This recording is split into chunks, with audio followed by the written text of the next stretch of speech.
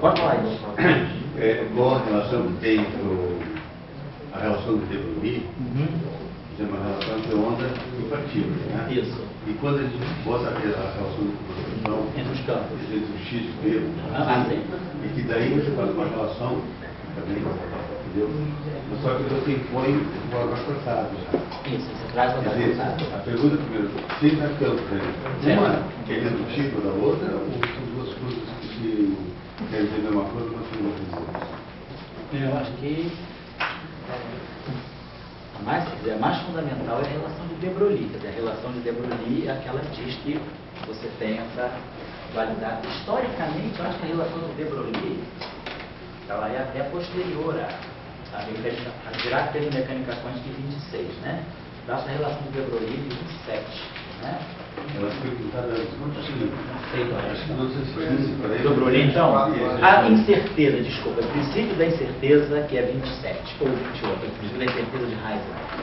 Isso, De Broglie é um pouco antes, tá certo, tem razão. Pode ser 17, uma coisa assim.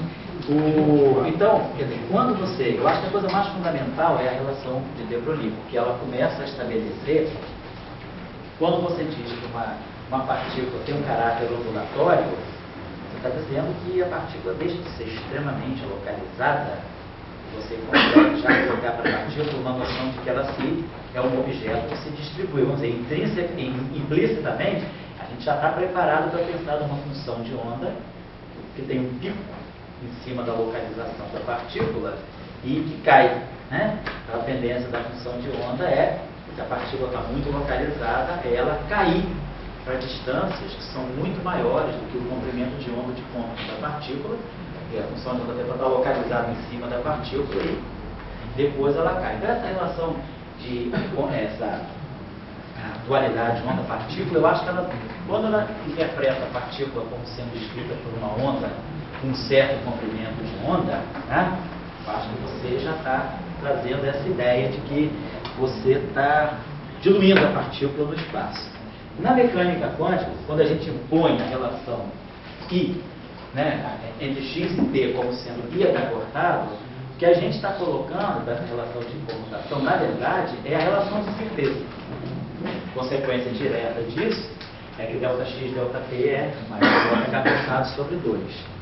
E aí, quando tem essa relação, como a partícula agora, ela de qualquer maneira, na mecânica quântica, ela está descrita por ela deixa de ser estritamente localizada, ou seja, eu já não consigo, porque ela está na posição tal, ela está distribuída em torno de uma certa posição, porque a partícula tem associado a si um comprimento de onda. Então ela já não é mais aquele objeto pontiforme, centrado que a gente imagina. A partícula está no ponto x igual a x0. Ela está distribuída em torno do ponto x igual a x0. Então isso vem com a incerteza. Mas eu acho que o princípio fundamental, assim, a coisa mais física está no De Broglie. Quando ele diz o grande barato quer dizer, que possibilitou inclusive a criação da mecânica ondulatória, foi justamente dizer que partículas agora saem de uma descrição de partícula e vão ser descritas por uma onda, por uma função de onda. E aí a relação de comutação, a relação de comutação não trivial entre x e p e a relação de incerteza, eu só não sei dizer a verdade, no desenvolvimento da mecânica quântica, eu só não sei dizer quando se impôs. Quer dizer, quando Dirac escreveu, né, fez o trabalho da mecânica quântica, formalizou a mecânica quântica em 26, né, tinha uma série de discussões, tudo isso só ficou claro em 25, quando se chegou à conclusão do spin, que foram aqueles 13 anos, né, de luta, de 1912, 1913 até 1925, quem que era o spin. Em 25 ficou clara a questão do spin, e aí a mecânica quântica logo saiu, se percebeu esse grau de liberdade de spin, e aí ficou claro que o que era responsável pelas raízes espectrais era o spin do elétron, né, o elétron dando seu spin. E aí, agora, a relação de comutação entre x e p, essa relação que dá o caráter operatorial, ela, claro que tem as bases dela em De Broglie, em De Broglie, mas eu não sei se ela foi colocada direta, não, o princípio da incerteza veio depois, isso pela história 27 ou 28. Então, primeiro veio De Broglie, a relação de comutação e a relação de incerteza. Quer dizer, aquela, como você não estava lá em creche, às vezes, 2 vezes que o Dirac foi lá, que ele conversou mais assim, sobre a criação da mecânica quântica, sobretudo a mecânica quântica relativística, ele não se teve muita oportunidade, não teve contexto para se discutir muito assim, o que foi dos monopolos, como é que foi a coisa dos monopolos, como é que foi a mecânica quântica relativística, a teoria de campo, tudo aquilo ficou claro, nunca se tocou muito na questão da relação de quantização canônica, essas relações canônicas, a partir do princípio de de Broglie. Isso aí, eu não sei como é que isso foi introduzido, mas claro que foi a partir da relação de de Broglie. Depois veio o princípio da incerteza. Mas qual foi a base física que dá a relação? O que a gente entende claramente, né? Que se você agora está descrevendo a partícula por uma onda, a partícula é uma onda plana, então aquilo que é o momento da partícula no espaço de configurações é a derivada. Quando você extrapola, tá, tudo bem, a partícula não é mais localizada, então ela pode ser descrita por uma onda. Se ela é livre, ela pode ser descrita por uma onda plana. Então, o que é a frequência dessa onda plana? Né? A gente já tinha relação de quantização, H cortado O dando energia, e H cortado kappa dando um momento. Então, no espaço de momento, fica isso aqui. Agora, eu quero gerar esse momento a partir disso, fica claro que esse operador aqui tem que ser menos I gradiente. Então, no momento que você faz essa associação, fica claro que o momento, no espaço de configurações, ele é representado por um gradiente. Então, ele deixa de ter uma relação trivial com a fórmula de posição. No momento que você diz que o momento é isso, então fica claro que XI com PJ é I cortado. É I delta de J. O H cortado você coloca depois, mas já fica clara a noção, né? E, óbvio, você pode dizer isso aqui, como tem esse H cortado aqui, então você já diz que o teu momento é esse operador, aí essa relação fica clara. Então, no momento que você associa a relação entre onda e partícula, diz que partículas livres são ondas planas, você já estipula a relação entre, por exemplo, energia e frequência, então fica claro que energia é IH cortado VDT, e fica claro que o momento é menos IH cortado gradiente.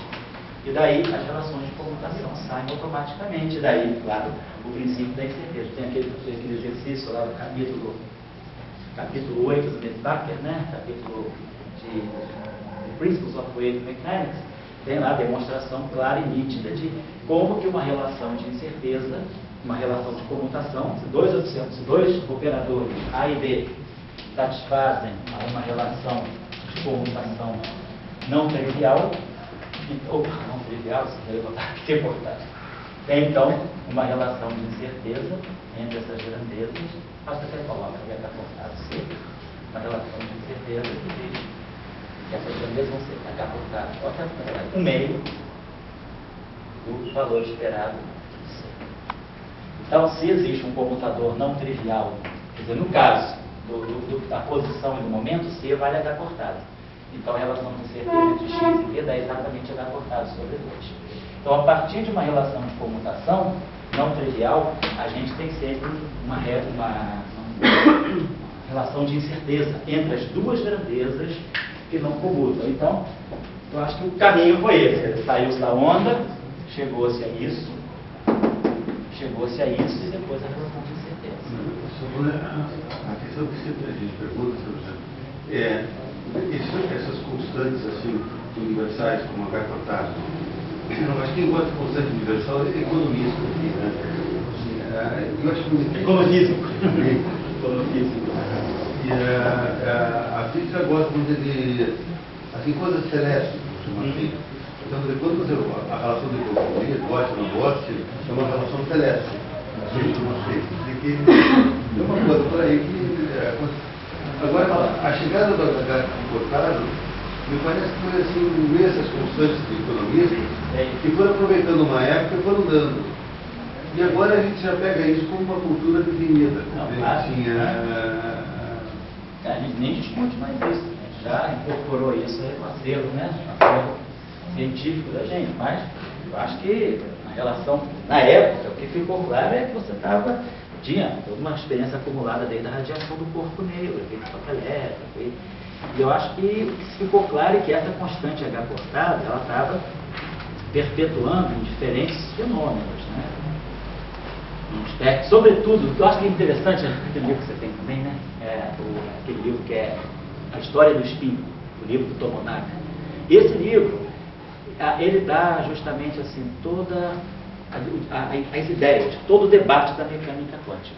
Ele pega, quer dizer, de 1912, né, com o modelo atômico de Bohr, desde o modelo atômico de Bohr, experiência de Rutherford, até 1925, né, os resultados de Uhlenbeck, ele mostra exatamente, então, como que o H cortado foi entrando na física atômica, as raias espectrais. Então, essa história começou-se a ver que tinha uma constante que aparecia aqui e ali. Ela começou a se tornar, vamos dizer assim, uma constante universal no domínio da física atômica, né? Então, desde a experiência do corpo negro, o efeito fotoelétrico, o efeito Compton, e aí raias espectrais, esse H cortado está sempre lá. Então, ele foi sendo incorporado. E aí, a relação que se viu, quer dizer, a relação de de Broglie, ela já coloca esse H. E ele coloca esse H como sendo o padrão que vai estabelecer se o sistema ele se resolve pela mecânica quântica ou, vamos dizer, pela mecânica clássica. É aquela relação, você vai ver se os momentos envolvidos, né, estão muito maiores ou menores, aquela relação H sobre MP, né, sobre MV. Você começa a ver qual é a relação entre as grandezas, os comprimentos de onda envolvidos e os objetos, as dimensões do sistema. E vale a pena usar a mecânica quântica, mas aí o H cortado, o H já foi colocado aqui. De fato, eu acho que ninguém tem uma explicação por que H cortado. Se colocou, se viu que esse H cortado, ele era uma constante universal nesse domínio microscópico. E aí ele foi introduzido e foi aparecendo em diferentes frentes, até que eu acho que tudo se fechou na relação de comutação, X com P dando H cortado. Eu acho que mais ou menos fecha isso. Mas lendo o livro do Tomonaga, essa discussão fica... Né? Agora, é interessante também pegar o artigo do Dirac, do 26. Né? São aquelas coisas que são os clássicos da literatura que a gente um dia tem que ler. Né? Então, eu acho que, pegando o artigo do Dirac, de 26, sobre The Theory of the Transformations, que é a teoria da mecânica, ele nem colocou o nome de mecânica quântica, né? Transformation Theory, que era o nome do livro, do artigo, que deu origem à mecânica quântica, que é o artigo da mecânica quântica. Veio da tese de doutorado dele. Ali, ele realmente discute o que é a quantização de partículas. E depois, em 27, com o paper de teoria quântica de campos, né? O paper dos osciladores do campo eletromagnético. Vale a pena. Né? A gente está no curso do ano passado de mecânica quântica, a gente tirou um dia para discutir um dos trabalhos do Dirac, né, que era a teoria de próton. Né? A gente leu trabalhos sobre próton, né? Mas pronto, faz parte da instrução do curso, né? No curso de mecânica quântica, infelizmente, a gente já não vai mais na literatura clássica, né? A gente vai direto para os livros, mas eu acho que vale a pena ler o livro do Dirac, o artigo do Dirac, até porque o Dirac é muito sucinto, né? Descreve com frases muito curtas, não tem um discurso assim, latino, né? De muitas frases, tudo mas ele debate as ideias. Ele discute o artigo dele de teoria quântica de campos, o paper de 27, sobre a quantização, a teoria de absorção e emissão de radiação, the theory of emission and absorption of radiation. Esse artigo, cara, é um diálogo com o Dirac. Eu e Dirac, vamos dizer assim. O leitor e Dirac dialogando. Então, vale a pena ler um artigo desse, porque você realmente entende o que ele pensou, para onde que ele manobrou, por que ele foi para cá e tal. Então, são coisas que nenhum livro tem. Só no artigo do Dirac. E depois o resto é atravessador, né? Aí a gente, quando começa a pegar o produto do atravessador, já vem caro e adulterado, muitas vezes. Tendo a fonte para ler, né? Você tem a fonte, no curso quântico você pegou, o Denis tem assim, a biblioteca Dirac. Tem mais de quantos artigos dele? Tem mais de 100, mais de... Você diz a lista? A lista tem todos. Mas você tem todos, né? E agora você tem um PDF de muitos, não tem? Tem uns 10. Então, esses clássicos, esses vocês têm, que a gente pegou a literatura dele até 30. Você selecionou, né? Selecionou a literatura fundamental até 30. Então, ele entrou no meio, assim, em 26, começou a publicar em 26, 27. Né? Tá? Então, vale a pena dar uma olhada nisso. Realmente é constitutivo o cara que vai fazer essa área ler. A mecânica quântica é para todo mundo, né? Não é nem necessário. Qualquer pessoa que faz física hoje em dia tem que saber um pouco de mecânica quântica. Então, lê o artigo do Dirac. Fala aí. Só curiosidade, quem foi o orientador do Dirac? Fowler. Foi quem? Fowler.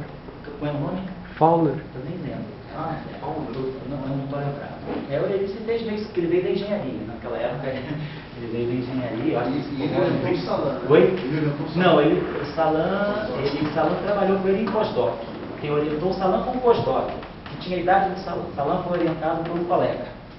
Na Inglaterra e Sul, aqui no CBPF ainda é proibido. Lá, o pós-doc não pode nem sentar numa banca de tese, né? Porque a figura não grava. Lá o Salan foi orientado por um pós-doc, que era Mártios. Mártios era a idade do Salan. Essas coisas de pós-doc, ser proscrito, é só aqui. Pós-doc não pode fazer isso, pós-doc não pode fazer aquilo. Lá na Europa, direto. E a escola só pós-doc, orienta direto. Então, o Salão foi orientado pelo Mártios, que era um cara desconhecido, tinha praticamente a idade dele, um pouquinho a mais só. E assim vai. O Dirac não. O Dirac foi porque o Salão, quando foi para Cambridge, aí conheceu o Dirac lá e o Dirac foi uma referência. Ele não trabalhou direto, ele trabalhou para o pós-doc com Oppenheimer nos Estados Unidos. Ele fez um pós-doc, eu acho que 51, 52, ele ficou lá com o Oppenheimer. O outro instituto se chamava... lá em Cambridge. Dump, né? Não, esse. O pessoal chama de Dump, né? Era Né? uma garagem do século XIX, uma Sei. coisa assim, ruim, escuro, frio, tudo assim. Mas para onde vai botar o pessoal da teoria de campo? Esse ambiente lúgubre. Tipo lugarzinho desse tipo. Lugar bem dark, né? Mas Dirac era meio dark. Isso ali, infelizmente, ele não era tão alegre quanto o Wegener, né? Wegener era uma alegria, fofoqueira, intrometido, né? Em 5 minutos ele sabia a tua vida toda, né? Toda. Ele vasculhava tudo, onde você era, quem você estava, não sei quanto que valia a tua bolsa, é grande, né? O Dirac não, era data, ziquetão. Mas era uma pessoa muito educada, mas era o jeitão, né? Foi pro lugar certo, uma garagem. Uma história. Lá em Cambridge tem uma torre que eles fecharam, as pessoas sabem, né? Mas eles fecharam a torre, que tinha gente que na época de exame pulava. Se sossegava. Teve uma Agora não tenho certeza que não era na prova do Dirac. Teve caso aí, não posso falar do caso, mas teve caso aqui de coisa de brasileiros. É mesmo? De tentar? E tentar... esses lugares, assim, eles têm muita tradição e tem uma atmosfera dark. Então, é muito bom para depressão, sabe assim? Meu cara fora da cultura. Você está falando um curso como o seu, que a gente aprende alegremente. Não, é verdade, nesses lugares é um formalismo, Lá em Brest também passei. a Itália era bem melhor. Ela também não era escola claro. Esse Dirac, não, esse Higgs, o Higgs, né, tinha um cara lá, daqui a pouco eu vou lembrar o nome dele. Ele dava um curso que tudo que se entendia, era do formalismo, matemático, uma coisa assim, você não entendia nada de quebra-espontaneia, sabe assim, e nesses lugares o sorvete escuro, a temperatura é escura, meio assim, né? Bolsa, e daí tinha matemática hermética, sabe? Aquela matemática hermética, você não entende as coisas. Essas perguntas que a gente discute aqui, a de prova e tal, para aí, ô cara, me mostra o que é de prova. Lá não tem nada disso. A gente fica sentado ali, formalismo, e daí as pessoas não têm dúvida, sim, elas são muito boas em cálculo, mas elas não têm dúvida, elas não vão às dúvidas, não tenho dúvidas. Mas esses papers, assim, se vocês puderem ler, assim mesmo ler em caráter, assim, tipo literatura, né? Se você para prova, nem para estudar para o curso. Os papers do Dirac são muito bons, esses papers são sempre ele mostra muito como ele construiu as ideias. A gente aprende assim, a ver como é que se pensa dentro de uma época. Os problemas daquela época eram aqueles. E isso é uma lição para a gente hoje. Quais são os problemas da nossa época, na nossa área? Então, eu tenho que organizar um pensamento para eu atacar os problemas de hoje. Porque às vezes a gente vai na correnteza, a gente vai é aquele conceito de drift, né? Você é levado pela vida, você nem sabe, você tem 20 anos, tá? Tem que formar, tem que casar, tem que ter filho, você nem sabe o que você está fazendo, né? Aí você tem que fazer física também, você tem que fazer string, tem que fazer, eu não sei o que eu estou fazendo, tem que fazer string, tem que fazer branco, tem que fazer tudo que estão mandando e você está sendo empurrado numa corredeira, você nunca parou para pensar qual é a minha visão da física, quais são os problemas e como eu penso. A gente não tem tempo para isso, e a gente não pode também, não é nem estimulado a isso. Acho que esses trabalhos do Dirac são bons por isso, porque você entende uma época quais eram os problemas daquela época. Era mecânica quântica, era física de partículas que estava nascendo, era já uma discussão sobre relatividade e gravitação. E aí o cara, ele escolheu alguns problemas essenciais, você debruçou naquele problema. O paper dele sobre o próton, quando ele vai estudar o próton, né, que o próton que é de 1919 a 1920, quando ele vai tentar entender o próton em 1930 ou 31, na verdade o paper dele sobre antipartículas era o próton, era o paper do próton. Ele já tinha feito de 2 páginas, esse aqui nós lemos aqui, um paper de 2 páginas. Não foi esse que a gente leu aqui, não. Vocês não leram esse, não? Não, a gente leu o do monopolo magnético. A gente leu dos monopólios. O paper do próton são 2 páginas com uma única equação, dentro do texto, a equação não está nem em box, fora do texto, é uma equação, a única equação que aparece nesse paper é P2 igual a P2, C2 mais M2, C4. E ele discute todo o próton e lança a base, aí ele fala, isso, tem que haver um antielétron, porque ele pensou que o próton fosse o antielétron, mas ele não tinha ainda a equação da antipartícula. Né? Aí quando foi em 31, ele vai fazer o paper do monopolo, mas para entender o monopolo, vai fazer o paper da antipartícula. Para entender a antipartícula é que ele chega ao monopólio. Ele nunca pensou, a ideia dele original não era pegar as equações de Marx, simetrizar e botar uma carga magnética. A ideia dele era, do próton, eu vou construir uma teoria para a antipartícula. Quando eu vou construir uma teoria para a antipartícula, ele fala, eu preciso de uma singularidade muito especial no campo eletromagnético, para que isso aconteça. E essa singularidade ele identifica como monopolo magnético. Então o monopolo magnético sai do mesmo paper, num paper só, ele fala monopolo magnético e antipartícula. 2 ideias grandes, né? A antipartícula foi descoberta em 32, o pósitron, mas o monopolo até hoje não foi descoberto. Mas ele lança 2 grandes ideias no mesmo trabalho, mas motivado pelo paper de 30. Então são papers simples, o paper de monopolo não é. É um paper que qualquer estudante que está fazendo métodos matemáticos, sabe um pouquinho de funções especiais, sabe o que é um laplaciano em coordenadas esféricas, segue o paper. E sabe o que é uma fase, coisa simples assim, uma basezinha de mecânica quântica e um curso de graduação. O cara consegue entender o trabalho. Porque a ideia é simples. Claro que depois vem uma geometria, faz orgânica, né? Toda essa questão, essas construções mais de geometria diferencial, mas isso aí a matemática depois se encarrega de fazer a limpeza, né? Mas essas ideias, eu acho que os trabalhos do Dirac são muito formativos de ideia, de entender como pensar, de maneira simples. Mas se eu fizer só um comentário no teu curso, nesses lugares, a última coisa que se discute são ideias. Se se discute aqui no teu curso, não pense que vão ter... Esse cara, eu me lembrei, você conheceu o professor Godard? O Godard era um chato. Lá de Londres, né? Ele era de Cambridge também, né?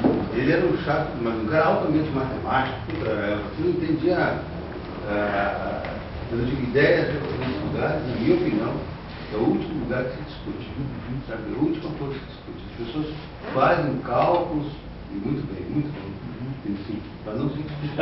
Um dos cursos que eu tive teoria de campo, a malandragem do Salano, que você respeita tanto, o Salano é um grande jogador de bolsa. Tá? Bom, a física é uma bolsa de pensamentos para quem entende um pouco mais de física. E o Salano é um malandro nisso. É verdade. Isso eu não penso que o Salano era gênio, não, na minha opinião. Né? E esse pessoal lá de Cambridge, eles são extremamente técnicos, muito técnicos, um pouquinho demais do que necessita, e muito covardes. O cara é muito técnico vai ficando covarde. Cara, não deve expor em nada. E o Salano, ele fazia isso, ele se expunha e jogava na bolsa. Isso ele levou para a Itália, lá que é um lugar também que é... Debatedor. E ele levou isso aí. E hoje em dia a física está muito mais claro que a física é jogar na bolsa. Qual é a bolsa que vocês estão jogando? Não tem que saber.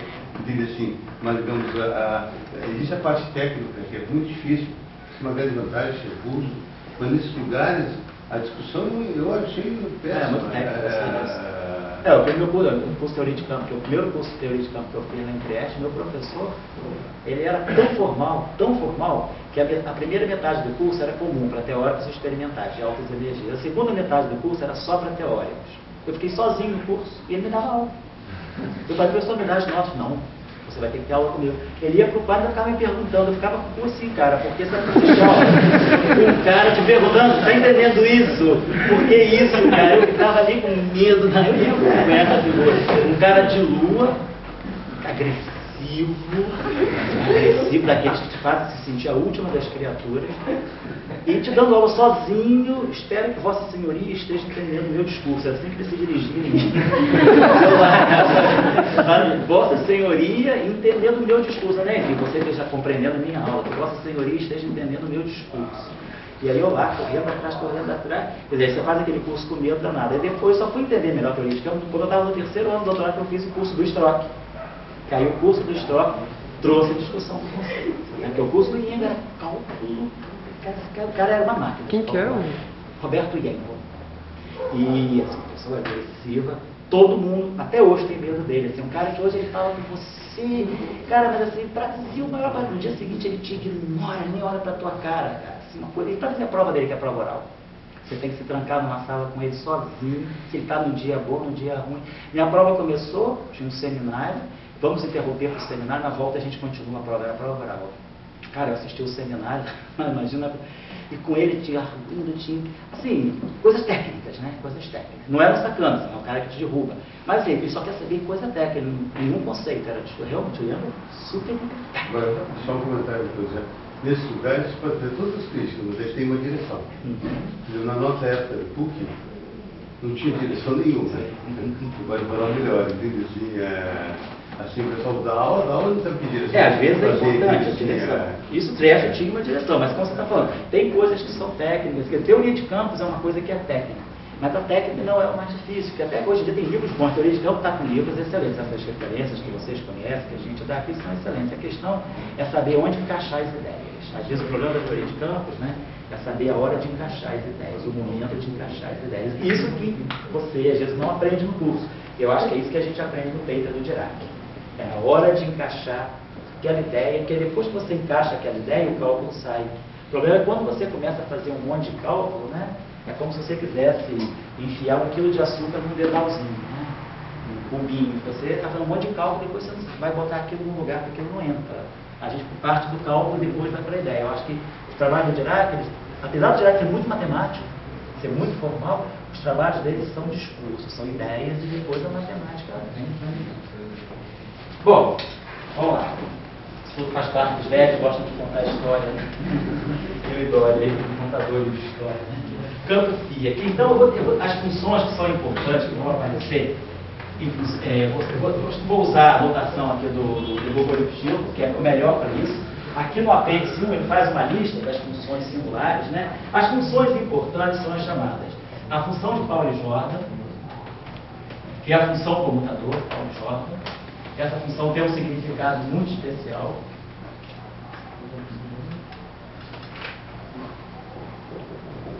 Vamos definir essas funções, que agora a gente pode calcular, calcular agora é só fazer integral. Pauli-Jordan Commutation Function. Vou usar a notação do Gogolio, ele define essa função. Então aqui sim, ó, é o comutador de φ de x, um φ de y, calculado para qualquer intervalo, para qualquer tempo. Agora não é mais a tempos iguais. É o comutador dos dois campos para quaisquer pontos do espaço e tempo. Então esse comutador aqui, ele define como essa função, menos i d, que ele vai chamar de d de x menos y. Então, essa chamada função de Pauli-Jordan, ela vai medir o comutador dos dois campos. Depois, ele define, a gente define uma outra função, que essa é a função de mesmo, né? Certo? A pegar depois a função correndo, porque essa função aqui, posso pegar o computador, aqui, depois pegar a função de, que aí é o que nós vamos chamar depois de propagador. que é a função de Green, então, que nós estudamos na aula passada, com a prescrição do IF, da teoria quântica de campos, que ele vai definir dessa forma. Vamos dizer já já o que é isso. T, phi de x, phi de y. Vamos dizer que isso aqui é o valor esperado no ar.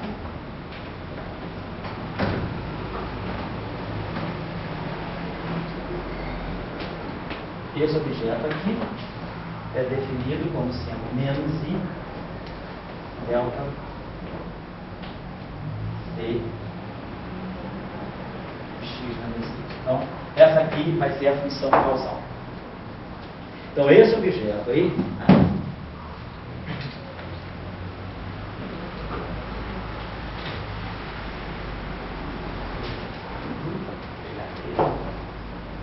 esse objeto aqui, vamos entender, isso aqui é uma função de correlação, é uma função de comutação, a função de chamada de Pauli-Jordan, e essa função aqui, essa que é a função de Green. Então, esse objeto aqui, quer dizer, o que a gente deve ter é isso aqui, D'Alembertiano mais M2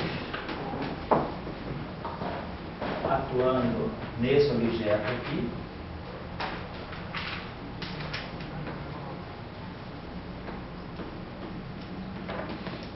Essa função de Green aqui vai ser, vou ter que levar um pouco, a gente está levando um tempinho para trabalhar nessa, porque é dessa função aqui, justamente dessa prescrição que está aqui no lado esquerdo, que nós vamos ligar, nós vamos usar para relacionar as funções de onda das partículas da teoria com o resíduo do propagador nos polos. Então, essa relação aqui, eu vou comentar sobre isso, olha muito. Então, isso aqui é que vai dar para nós. Esse carinha aqui vai dar para nós.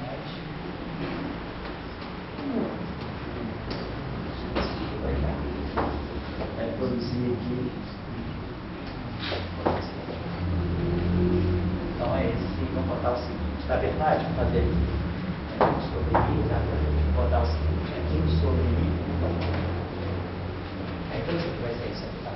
Então a relação que a gente vai ter vai ser essa aqui. Então essa relação vai ser a mesma isso aqui vai definir uma função de Green, mas o que a importância dessa função de Green aqui é a partir dessa relação, a partir... A função de Green na verdade é o delta C, né? Isso, a função de Green na verdade é o delta C.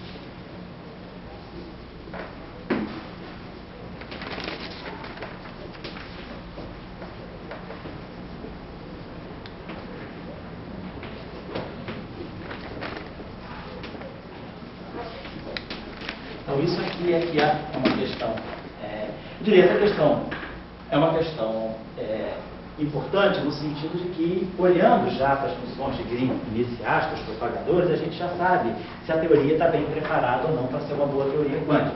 Se houver problemas,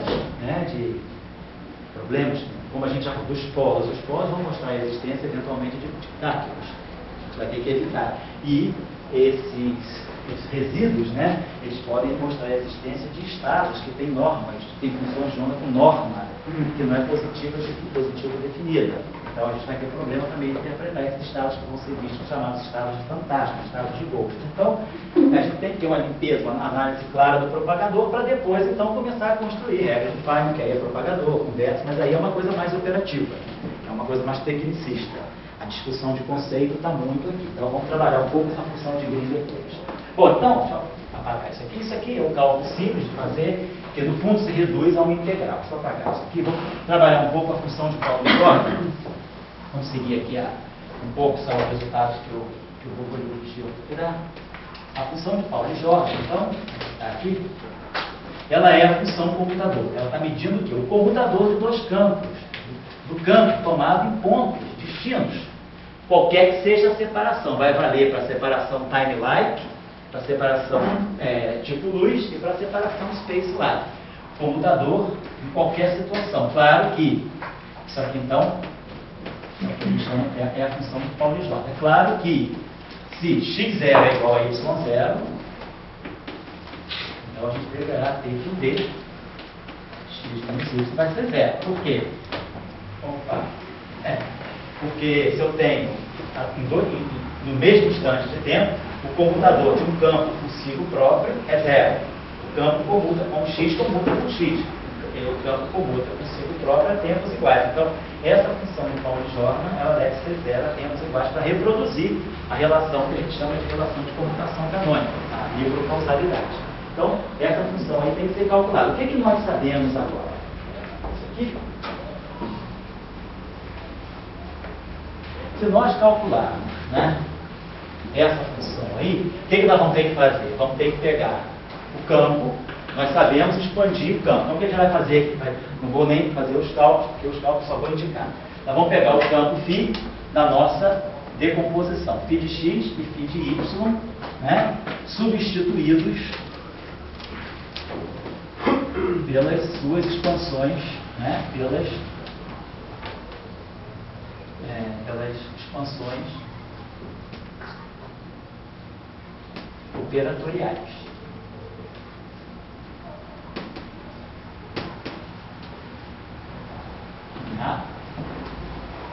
Já dá. Nós vamos fazer aquela expansão que a gente fez, integral, d3k sobre 2π, terceira, 2 ômega, blá blá blá blá blá, para cada um deles. E aí, a gente sabe que o comutador de A com A dá zero, sabe que o comutador de A quadrado dá a função delta, e assim vai substituindo essas expressões aqui, né, pelas expansões operatoriais na linha d'água e usando as relações de comutação canônicas entre os ais quebradas obtidas anteriormente. Pois a estratégia aqui é essa: a gente usa as relações de comutação entre A e adaga obtidas pela relação de comutação a tempos iguais. Aí a gente conhece os A e os adagas. Agora, como eu sei quais são as relações entre os A e os adagas, eu vou calcular o comutador para tempos quaisquer. Agora eu vou generalizar essa relação. Essa relação vale para quaisquer tempo. Mas o que eu vou estar importando para cá é aquela relação de comutação entre os A e os adagas que foram obtidas, né? Essas relações aqui foram obtidas anteriormente, né? A partir daqui, né? Anteriormente a partir dos comutadores a tempos iguais.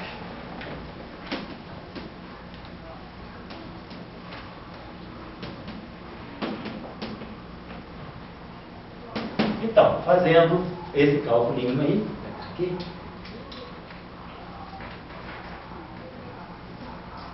D, a função dele que chama aqui dx, tá?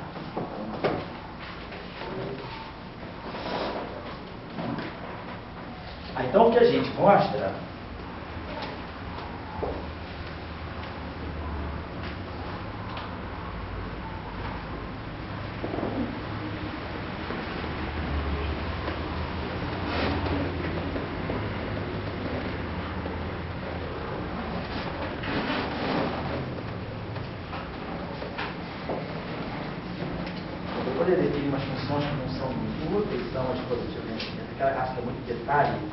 não vai ser interessante, mas então é isso aqui. Quando a gente fizer, fazendo esse cálculo, o que a gente mostra, né? Então, usando, após esta etapa, chega-se a fazer os cálculos, a gente mostra que D de x menos y,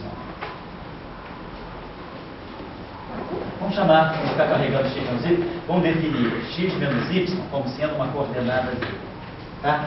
E claro, z0 significa x0 menos y0. Então z0 é igual a 0, seria um termo igual. Vamos definir essa coordenada aqui só para facilitar, e aí vou botar essa definição de z. Então, fazendo esse cálculo, né, substituindo, fazendo os produtos, a gente mostra que essa relação assume uma forma compacta, muito simples, que é a seguinte.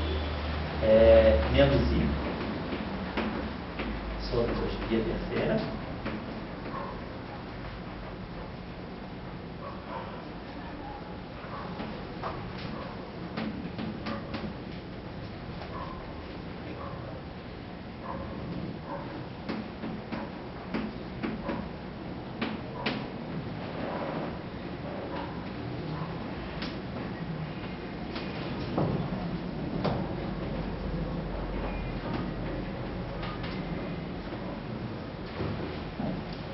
tem que ver uma coisa aqui, eu acho que o Google eu acho que, vou botar aqui, porque eu uso talvez, eu acho que a convenção norma da transformada de Fourier é um pouquinho diferente da dele. Então eu vou colocar um sinal menos, porque para nós deve aparecer menos, para ele deve aparecer mais. Mas agora, essa função aqui é chamada função sinal.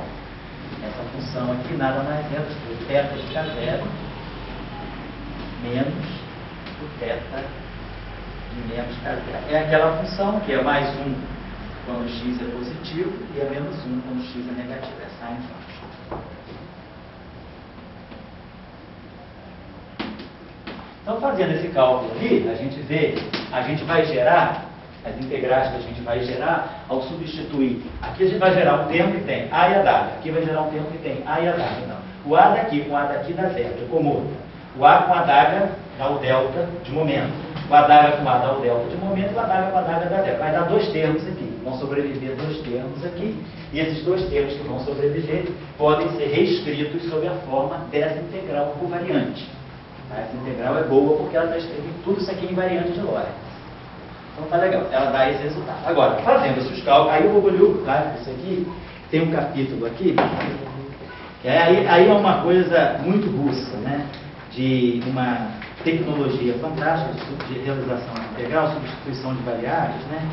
Que não vem muito ao caso, mas ele faz, eu vou dizer, só localizar aqui no capítulo onde ele faz esse cálculo.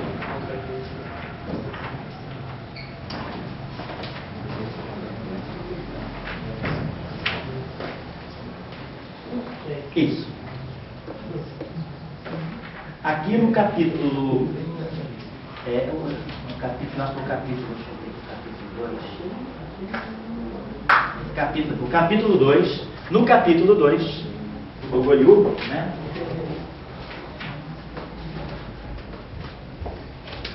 Eu vou fazer, pura substituição de variável, um artefato. Quem tiver tempo um dia ver isso na vida, tudo bem, mas eu acho que tem um meio aí que resolve essas questões. Quem quiser pegar o Gogoliuc artigo,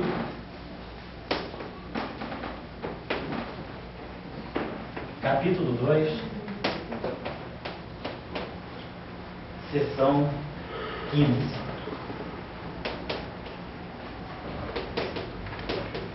Esse capítulo se chama Singularities of the Commutation in Causal Functions. Ele mostra como se realiza o cálculo dessa integral, né? Então, realiza. O trabalho é meio com delta de direita. Pois é, isso é uma coisa interessante de começar a saber como ver, né? Botar situações para ele resolver, né? Realiza o cálculo desta função explicitamente.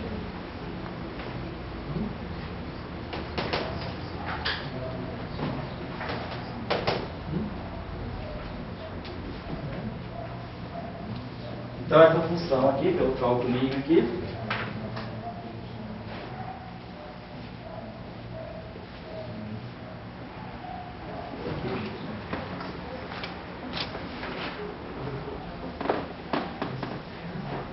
aí ela está craque nisso, né? Você é capaz de saber de cabeça como as coisas que mexeu nesse livro, né?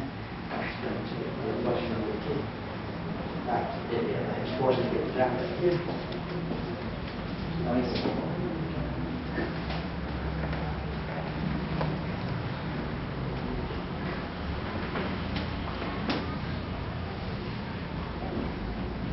Sobre 2π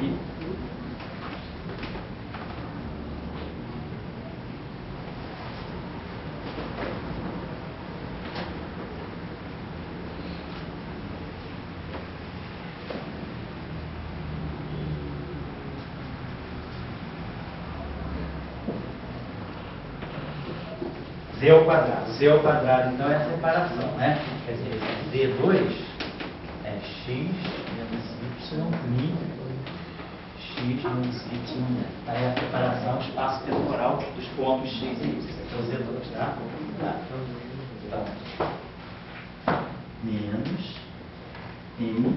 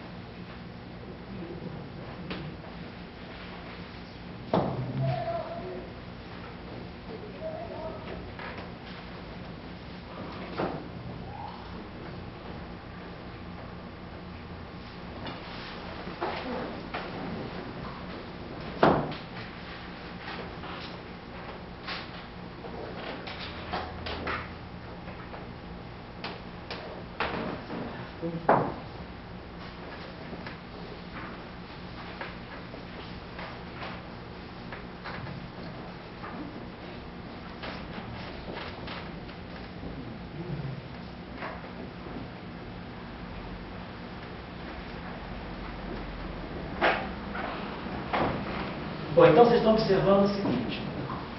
Acho que não tem mais nada para comentar. O cálculo dá isso, né? O cálculo não é lá simplíssimo. Tá? Não é um cálculo clássico que nem trivialmente se faz isso, não.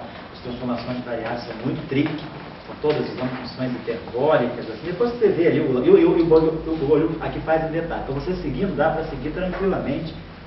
Vai fluente, mas agora sozinho você passaria bem uns meses tentando bolar esses resultados, aquelas coisas que os integrais que você tem que ir para o gradient também, tá? Bom, essa aqui, então, o que significa? O que nós estamos falando 10 minutos de intervalo? Acabou?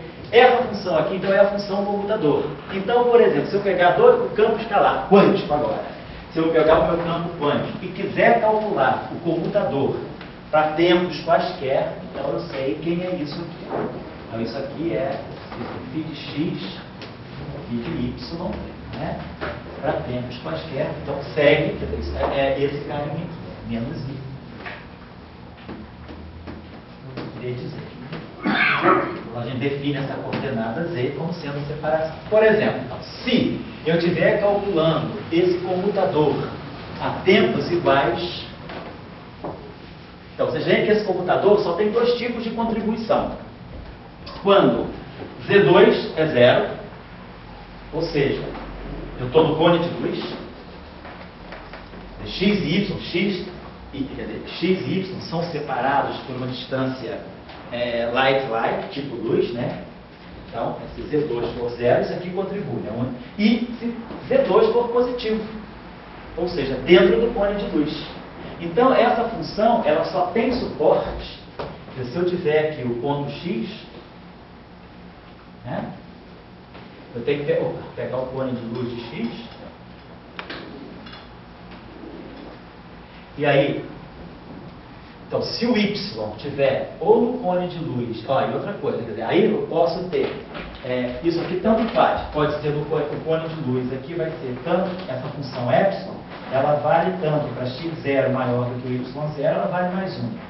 E para x0 menor do que y0, ela vale menos 1. Então, essa função tem suporte aqui, no cone de luz, e tem suporte no interior do cone de luz, para Z2 positivo, ou seja, a separação Z2 sendo positiva. Então, essa função está totalmente dentro do cone de luz.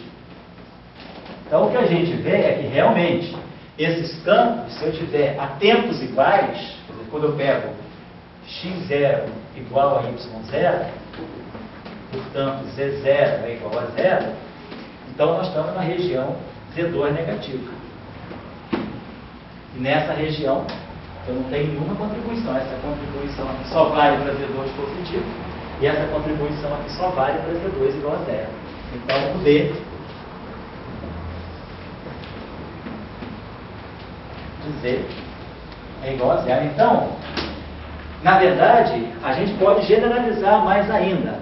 Os dois campos comutam, não é só para tempos iguais, para quaisquer separações que sejam do tipo espaço. Não basta Se o termo for igual, claro, é um caso particular, mas se eu posso ter, quer dizer, se y estiver na região space-like de x, qualquer que seja o y fora do cone de luz, esse comutador vai dar zero. Ele não tem contribuição nem dentro do cone de luz, Z2 positivo, nem em cima do cone de luz. Então, essa função aqui, ela é zero, né? Então, φ de x comutando com φ de y é zero, desde que, se eu tiver x menos y ao quadrado negativo, essa função é zero. Então, a gente pode generalizar aquele resultado. Isso, então, está dentro da nossa percepção. Se eu pegar, o campo é um operador no ponto x, o campo no ponto y é outro operador. Se essa separação for space-like, eu estou falando de dois operadores, de dois observáveis, que estão em região não causalmente conectada, que estão fora do cone de luz. Então, eu posso fazer a medida simultânea.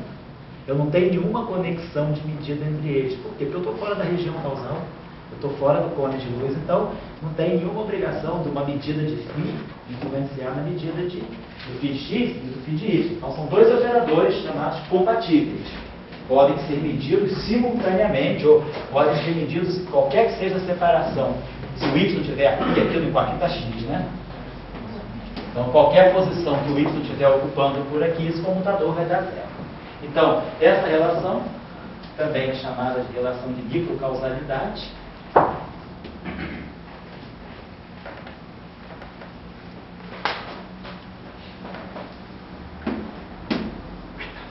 tá legal. E uma coisa interessante de se observar é que próximo do cone de luz, quando Z2 tende a zero, esse termo aqui é dominante. Então, próximo do cone de luz, né?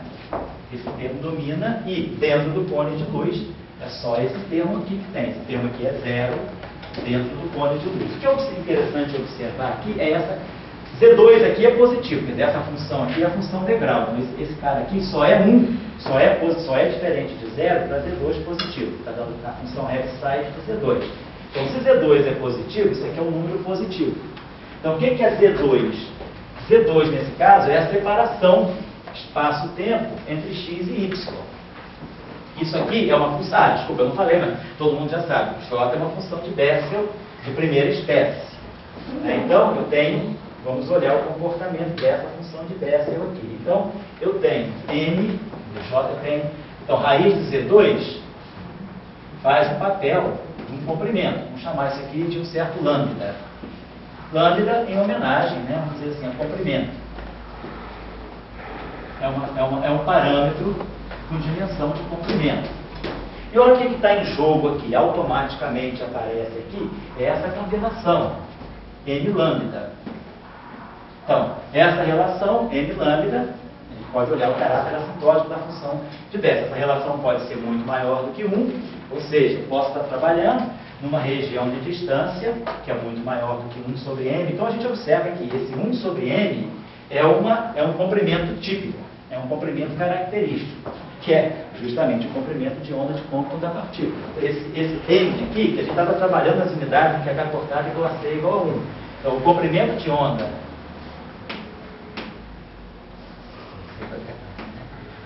de Compton da partícula, né, é h cortado sobre mc.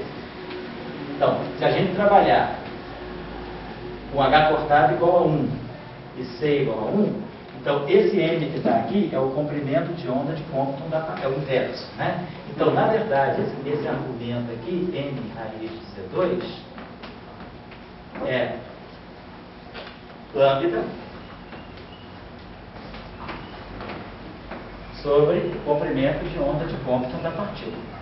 Então, o que eu estou comparando nessa função de Green aí, nessa função, nesse comutador, nessa função de correlação, então esse comutador está medindo o quê? Uma função de correlação.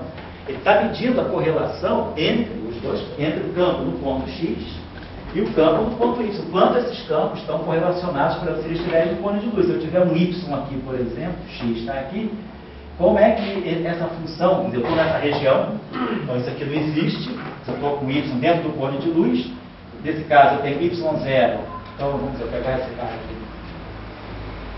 Eu estou com y aqui, então meu y0 está no passado em relação ao x0, né? Então, isso aqui é θ, né? Isso aqui é θ de z0 menos θ de menos z0. Então, eu estou numa região em que x0 é maior do que y0, portanto, isso aqui é positivo, isso aqui dá 1, então esse termo aqui dá 1. E isso aqui está dando 1 também. Então, tem basicamente, o meu comutador é essa função aqui, a raiz é esse j sobre isso aqui. Eu vou ter o comportamento da correlação, essa função de correlação, ela vai se comportar dentro do cone de luz, né?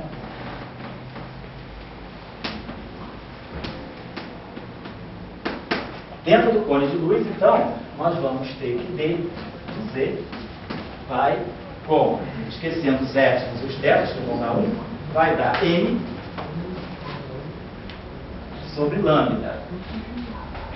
Então, esse m é 1 sobre lambda c. Então, vai dar 1 sobre lambda c, lambda, certo? Eu estou identificando o m no numerador como sendo 1 sobre lambda c. E embaixo eu já tenho uma raiz de Z2. Então, esse comportamento aqui, estou identificando Z2 com essa distância, né? Estou identificando Z2 com lambda. Acho que eu escrevi isso no canto. E aqui aparece uma função de Bessel, J1 de lambda sobre lambda c. Então, Dória, entra aí a discussão. Quem está controlando essa função de correlação é o comprimento de onda de Compton. O comprimento de onda de Compton da partícula é que vai me dizer, se eu estou numa região muito próxima, né, quer dizer, meu lambda, se eu estou muito próximo de 1 sobre m, do comprimento de onda de Compton, vamos ver o comportamento disso aqui. Vou pegar aqui, acho que eu faço.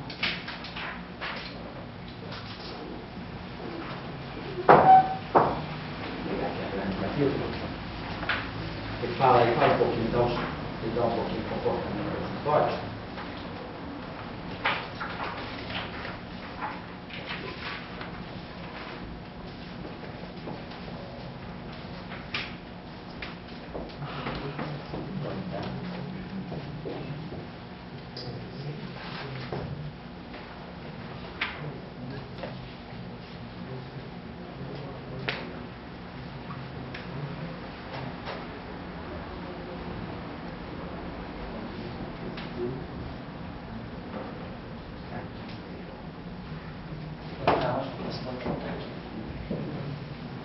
Quase acabando para dar um intervalo para vocês. Quer dizer que então, aí os campos eles aparecem correlacionados? Isso, né? Correlacionados, isso, e a função. E o comprimento de onda de Compton aparece explicitamente. E a única ordem foi o x por p. Isso. Na única ordem foi o x por p. Exatamente.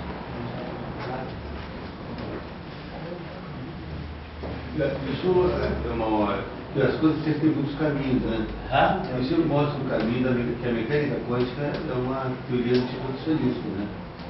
Ah, sim, é uma teoria de fortes correlações. Você não precisa de coisa de bom, nada, não tem coisa de bom para estar. Aí vamos ver depois sem ser bom, aquelas coisas. Sem ser a mecânica quântica de bom. Assim, Entendi. E você está mostrando que as coisas estão funcionando. O relacionamento, eu acho que é um. Não, a mecânica quântica é isso. Os comutadores são funções de correlação. Então, na teoria quântica de campos, eu acho que eu gosto muito de enfatizar em cima do estudo da função de Pauli-Jordan. Que a função de Pauli-Jordan está justamente mostrando isso, ela está medindo o quanto os campos quânticos em pontos diferentes estão correlacionados. São dados, né? Dois campos, dois pontos, duas regiões, né? Do espaço-tempo, dependendo dessa separação, você vai ter uma forte correlação ou não. Por exemplo, vamos ver que o comportamento do Bogoliuk dá, usando as acentuosidades da função de BS, aquelas coisinhas de métodos matemáticos. Ele dá, por exemplo, aqui o comportamento próximo do cone de luz, comportamento de Pauli-Jordan.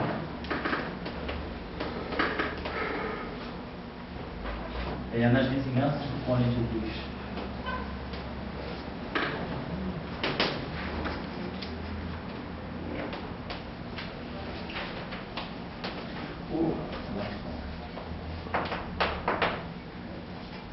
Então,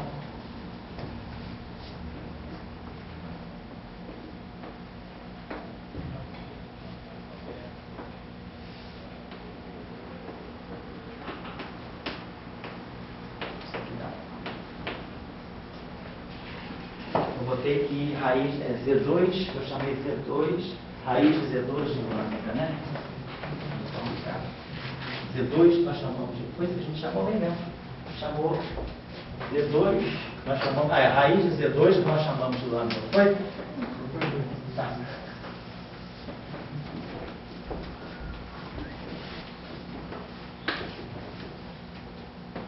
O que vai dar?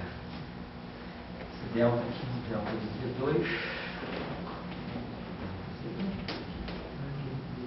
menos M2, então menos 1 sobre 8π. Você acha que o Paulo Jorge é uma função de sociologia, assim? Explica melhor no intervalo. Vamos discutir isso no intervalo. Não, mas ele tem que buscar a bebida lá daqui a pouco. Ele faz os campos viverem no conjunto, né? Os campos não são. Não entendo, sei como é que é. Eles estão dentro de uma certa sociedade, assim, estão apenas interagindo.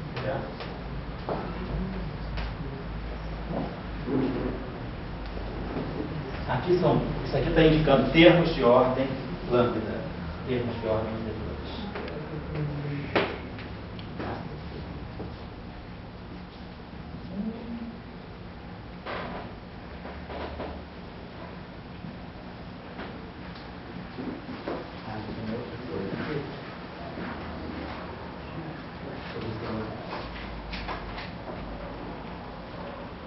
Essas coisas eu vou falando quando estava. Para mim existe um ponto muito escuro hoje em dia que foi não abrir a teoria de campo para essa noção de conjunto, sabe assim? Tanto que o Weber, o grande homem, sempre fala, né, que a história do socialismo, do item, tudo, e na verdade você nota, né, aí os campos eles já estão formando a correlação é um sintoma de que alguma coisa em comum não existe mais do que apenas interação, né? É isso que eu quero um pouco enfatizar aqui no curso, né? Eu quero que às vezes a gente faz a consultoria quântica de campos, né? Eu estou me aproveitando da existência de outros de conecta Deus, assim, que é bom, porque cada um tem uma visão. Então, pronto, quem faz o curso do fundão, o curso daqui, o curso dali, acaba vendo aspectos mais perturbativos. O cara trabalha mais com gráfico de Feynman, que eu estou querendo trabalhar um pouco mais, né? Vamos trabalhar aqui gráfico de Feynman também, mas eu estou trabalhando um pouco mais a questão do que é a quantização do campo. O que é quantizar o campo? Quer dizer, o que é essa entidade campo quântico? Isso que eu vou querer explorar um pouco mais. Claro que eu vou fazer um gráfico de Feynman, mas eu não vou tornar vocês em nenhum mico adestrado de gráfico de Feynman, porque isso o computador faz. Eu acho que isso é bobagem hoje em dia, ficar mostrando calo no dedo de tanto calcular gráfico de Feynman, isso foi uma falha. Isso aí é anos 70, né?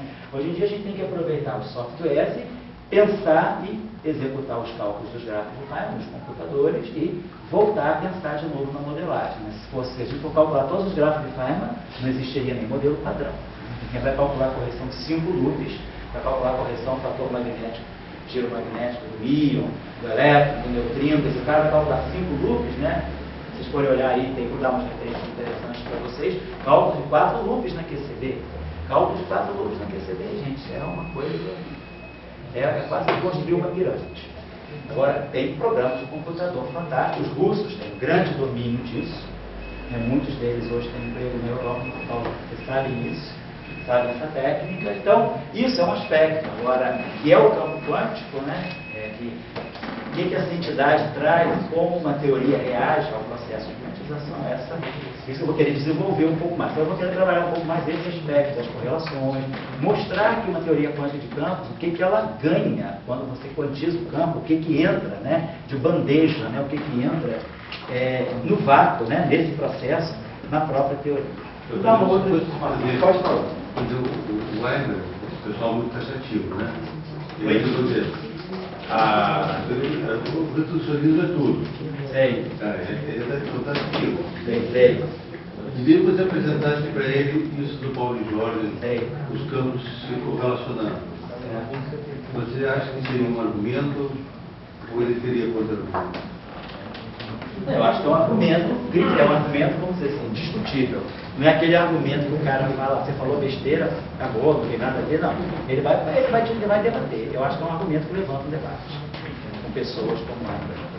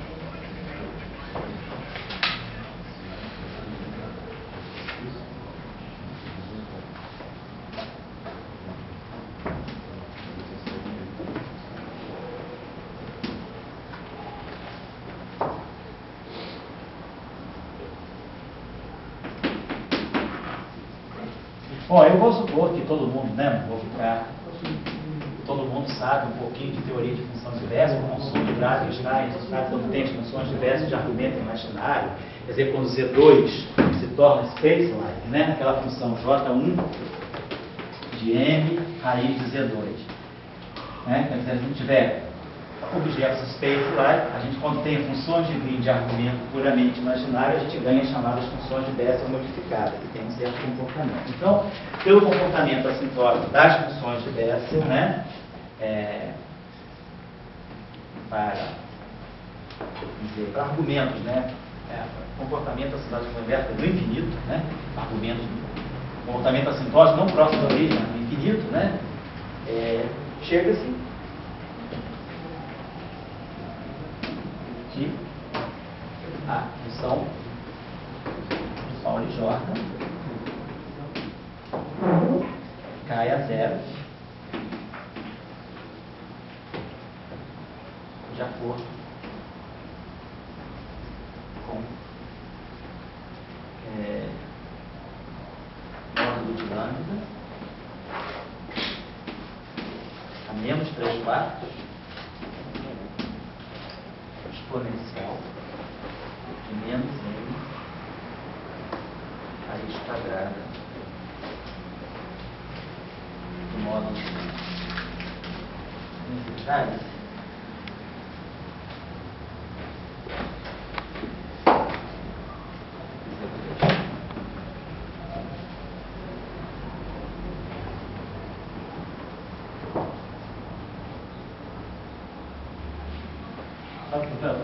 Estou confuso, que eu mudei a locação. Eu falei com vocês, quando eu apaguei os quadros... Raiz de Z2 igual a lambda. Raiz de Z2 igual a lambda. Bogolió, que eu acho que ele bota Z2, porque o lambda dele tem comprimento ao quadrado. O nosso comprimento, o nosso lambda tem dimensão de comprimento. Eu estou fazendo as conversões dele para nós. Está legal, estou botando certinho. Estou respeitando o Google, está tudo certo. Está de acordo conosco com ele. Então, olha só, o que é importante é isso aqui. Então, o que a gente está observando? Se eu estou numa região Z, se Z2 tende a infinito, tanto faz ao longo da região spacelike ou não, olha o comportamento da função de correlação. Ela cai com essa potência, mas olha essa exponencial aqui amortecedora, né? E olha aqui a relação, ela cai com 1 sobre m. Então, quer dizer, para a raiz, né, quando eu tiver distâncias aqui muito maiores do que 1 sobre m, né, quer dizer, então, se isso aqui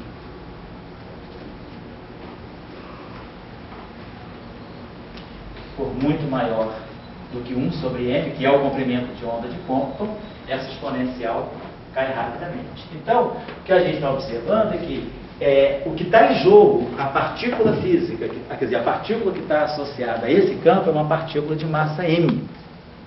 E aí, essa partícula de massa m, ela já define uma escala no espaço. Então, Se eu for calcular o comutador de dois campos, pegar o campo quântico aqui, o campo quântico aqui, e essa separação for muito maior do que 1 sobre m, a correlação está tendendo a zero. E de fato isso fica claro, porque eu estou descrevendo uma partícula no ponto x. Então, se eu for para uma distância muito longa da partícula, o que eu espero é que eu esteja cada vez mais cada vez menos correlacionado com a partícula. Ou seja, a função de onda da partícula está centrada em cima dela, e à medida que a gente vai caminhando para regiões space-like ou time-like, mas desde que sejam regiões muito afastadas da partícula, a função de onda dela está caindo exponencialmente. Então, o comportamento assintótico dessas funções de Green é do tipo exponencial, caindo para a distância, caindo com uma distância, quer dizer, o comprimento, né, típico da região em que a função de Green ainda, a correlação ainda é sensível, é para regiões próximas ou um pouco maiores do que o comprimento de onda de ponta da partícula. Agora, quando eu estou muito fora do comprimento de onda de ponta da partícula, a correlação cai a zero. Então faz bastante sentido. Então eu estou falando de uma partícula razoavelmente localizada no ponto X, tá? E estou pegando a correlação dela até um ponto Y que esteja não muito longe do comprimento de onda de ponta dela. Está claro? Então esse é o sentido de uma função de Pauli-Jordan. Então, se vocês estiverem trabalhando no modelo, uma coisa interessante, né, perceber, olhar o comportamento dessas funções, porque, por exemplo, aquilo que é confinamento, a gente pega uma teoria de Gauge. Uma teoria de Gauge, ela pode ser vista sobre muitos aspectos, muitas fases. O que é eletrodinâmica? Se eu pegar a eletrodinâmica para energias muito mais baixas do que a massa do elétron, eu tenho aquilo que a gente chama de fase coulombiana. O potencial, ele cai com 1 sobre R. É a fase coulombiana dessa teoria de Gauge. Agora, eu posso passar para uma outra fase do eletromagnetismo, que é uma fase, por exemplo, se ele tiver, no caso do modelo padrão, eu posso passar para a fase de Higgs. O comportamento do potencial já é um comportamento constante. Ou eu posso passar para uma outra fase, sei lá, de monopolo. Então, uma teoria de Gauge, ela tem muitas fases. E a função de correlação, ela começa a mostrar as diferentes fases. Então, por exemplo, a teoria pode ter uma fase confinante, a teoria pode ter uma fase assintoticamente livre. Então, a função de correlação é um ponto que a gente não usa muito. Mas vamos dizer, hoje em dia, os propósitos são outros. É um propósito mais de calcular grandezas físicas, teoria de perturbação. Mas se a gente quiser propor uma teoria e quiser entender o que eu estou propondo, o que está saindo do meu Lagrangiano, não basta escrever os campos, tirar propagador e calcular a regra de Feynman. E calcular gráfico. Você pode estar calculando gráfico de Feynman por nada. Né? Você pode estar calculando uma coisa, construindo um castelo em cima do pântano. Ele vai desmoronar daqui a pouco. Você tem que saber o que está dentro da teoria. Então, a primeira análise é essa análise assim, explorativa. Né? O cara chegou, desembarcou na praia, começa a cheirar por aqui, pega a função de grid, pega o Pauli-Jordan, pega o propagador, olha o resíduo. À medida que a teoria vai passando por todos esses polos, você vai entrando na mata, você vai entrando na floresta, vai controlando, vai ganhando espaço, até que você conquista o teu território. Né? O teu território pode se chamar modelo padrão. Então, o que a gente tem que entender de uma teoria de campo é como chegar lá. É a cantada, né? O cineminha,